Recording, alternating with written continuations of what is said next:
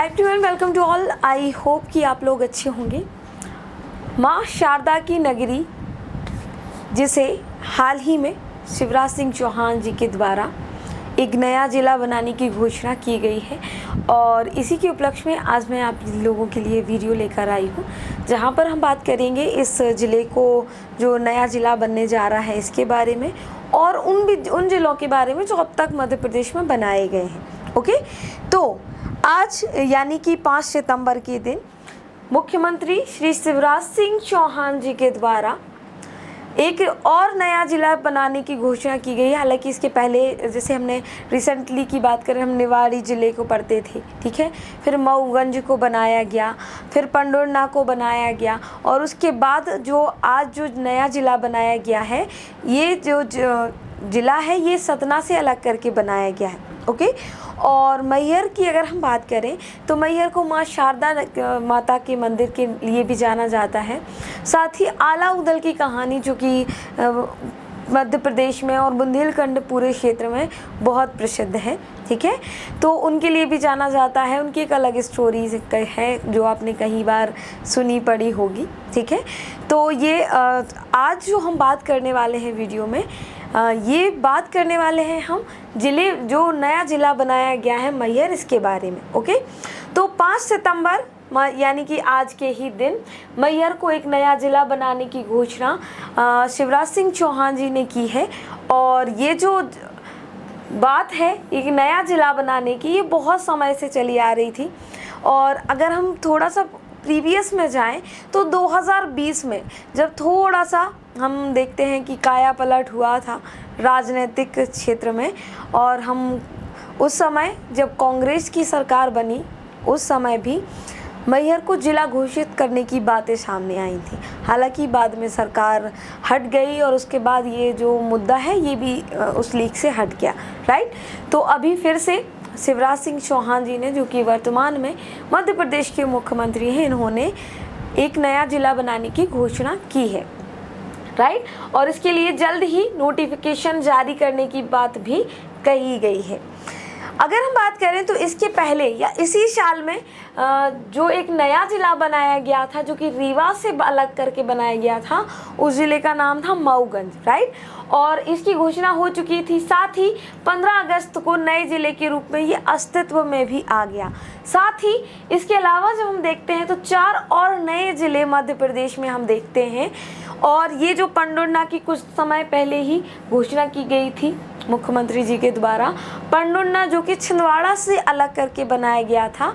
और ये जो ज़िला है ये कहा जाए कि मध्य प्रदेश का एकमात्र मराठी बोलने वाला ज़िला है।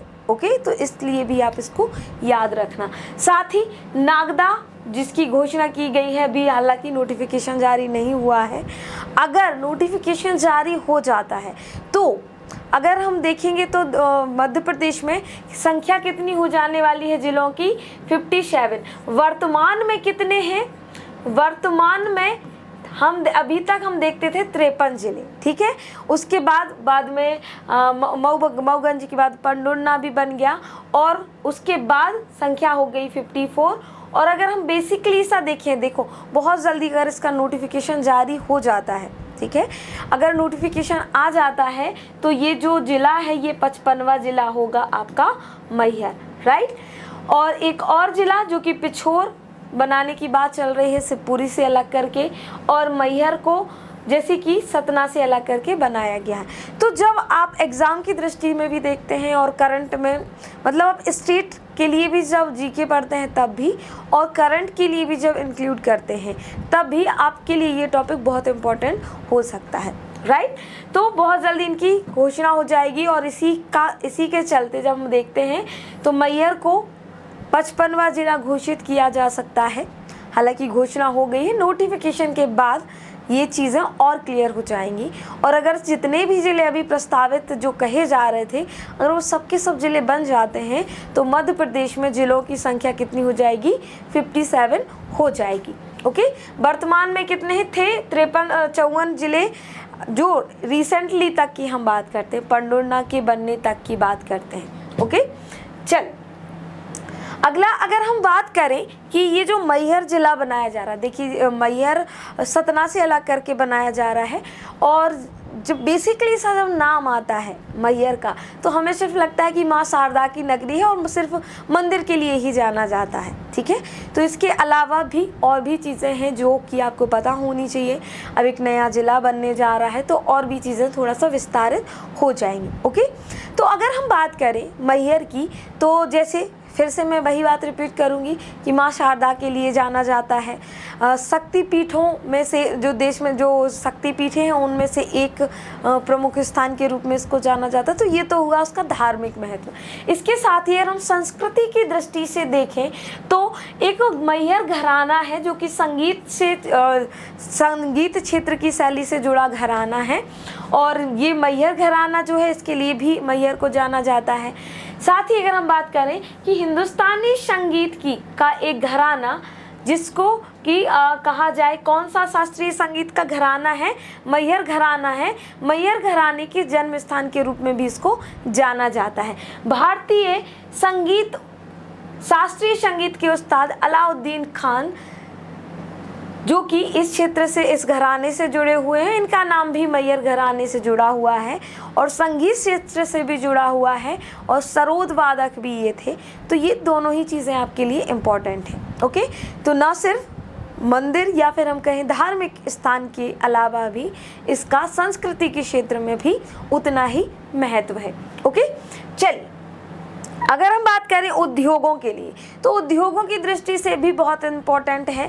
अभी तक ये सतना ज़िले में आता था, तो जितने भी जो सतना ज़िले को हम देखते हैं कहीं ना कहीं सीमेंट उद्योग के लिए जानते हैं। तो कुछ जो फैक्ट्रीज़ हैं, जो ज़िला जब लगता था अभी तक सतना, अब वो कुछ उनमें से हो सकता है कि ये सब के सब कहाँ चले जाएं, आपके नए वाले ज़िले में, मैहर ज़िले में चले जाएं। तो उद्योगों की दृष्टि से भी जो मैहर ज़िला है बहुत इम्पोर्टेंट है, ओके।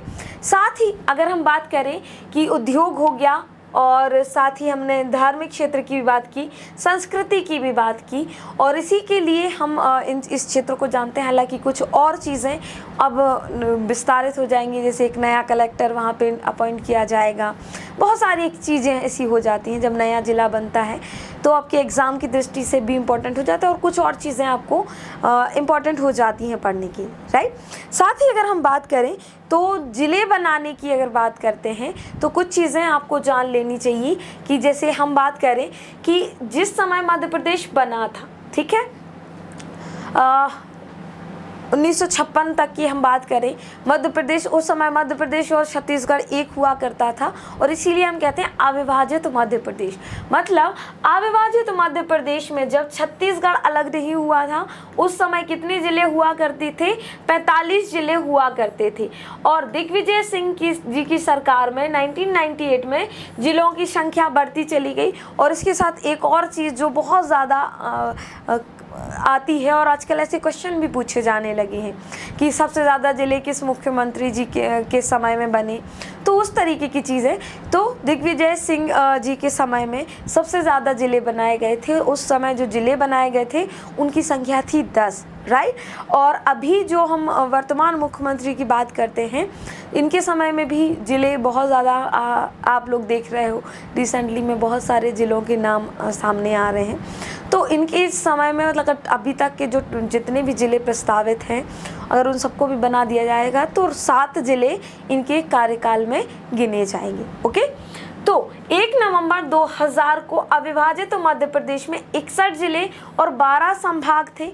जब छत्तीसगढ़ अलग हुआ उसमें 16 ज़िले और 3 संभाग चले गए थे। मध्य प्रदेश में कितने हो गए बचे थे? 45 ज़िले और 9 संभाग बचे थे। अगर हम वर्तमान की बात करें, वर्तमान में कितने संभाग हैं? 10 संभाग हैं। हम ये बात कर रहे हैं जब छत्तीसगढ़ अलग नहीं हुआ था, उसके बाद छत्तीसगढ़ के अलग होने के बाद की, ओके। चलो, इसके बाद दिग्विजय सिंह ने 2003 में 3 नए ज़िले बनाए। ये ज़िले थे अनूपपुर, अशोकनगर और बुरहानपुर। इसके बाद 2008 में शिवराज सिंह चौहान ने अलीराजपुर और सिंगरौली जैसे 2 और नए ज़िले बनाए, और 2013 में आगर मालवा और 18 में निवाड़ी ज़िले को बनाया गया था, निवाड़ी को जो कि टीकमगढ़ से अलग करके बनाया गया था। 2023 में 2 नए ज़िले बन चुके हैं जिसका नोटिफिकेशन भी जारी हो चुका है, जो कि है मऊगंज और पंडुरना। ओके, और अब एक और नए ज़िले बनाने की बात हो रही है जिसका नाम है मैहर ज़िला, जो कि सतना से अलग करके बनाया जाएगा। राइट, तो इसको भी आप याद रखना, मैहर जो कि सतना ज़िले से अलग करके बनाया जा रहा है। ओके, तो ये छोटी सी इन्फॉर्मेशन थी जो आपके लिए इम्पोर्टेंट हो सकती है। वीडियो कैसा लगा ज़रूर बताएं, और आज के लिए बस इतना ही। मिलते हैं किसी और वीडियो में कुछ और नई इन्फॉर्मेशन के साथ। तब तक के लिए bye bye and have a nice time.